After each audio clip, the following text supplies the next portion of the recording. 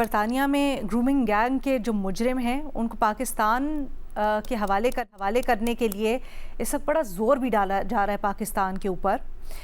आपकी राय में पाकिस्तान को इस मामले से बरतानिया में मतलूबा पाकिस्तानी शख्सियात की हवालगी के लिए कोई मुआहदा करना चाहिए?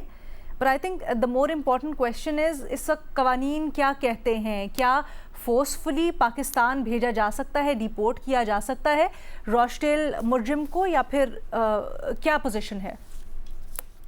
जी अलीना, मुझे तो बिल्कुल समझ नहीं आती किस तरह का बयानिया बनाया जा रहा है बरतानिया में पाकिस्तान के खिलाफ ये शबीर अहमद के केस में। ये शबीर अहमद जो हैं वो कई दहाइयों से बरतानिया में रह रहे हैं, वो बरतानिया के शहरी हैं। उनकी अगर आप सिटीजनशिप रिवोक भी कर लेते हैं, वो वहीं रहे हैं कई दहाइयों से। वो एक बच्चे थे जब वो पाकिस्तान छोड़ के बरतानिया गए।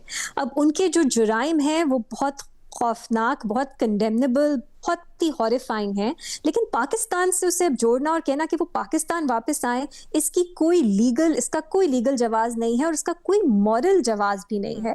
बल्कि मैं तो ये कहती हूँ कि ये एक जो रेसिज्म की फिजा है बरतानिया में इस वक्त, उसको फैन करता है कि क्योंकि एक शख्स ब्राउन है, वो पाकिस्तान में पैदा हुआ, तो उसके जो जुराइम की एक साबका नेशनैलिटी, क्योंकि ये भी रिपोर्ट्स हैं कि उन्होंने अपनी पाकिस्तानी नेशनैलिटी थी जो फुरगो कर दी थी, उस मुल्क के साथ जोड़ी जाएं। उनके जुराइम जितने भी संगीन हैं, अब ये बरतानिया का मसला है। अगर उनको जल्दी जेल से रिहाई मिली है, उनका मसला है कि अब वो उनको इस तरह की कंडीशंस में रखें, ऐसे सेफगार्ड्स इन प्लेस रखें कि वो और बच्चियों को जो है ना कोई खतरा उनके लिए बन सकें।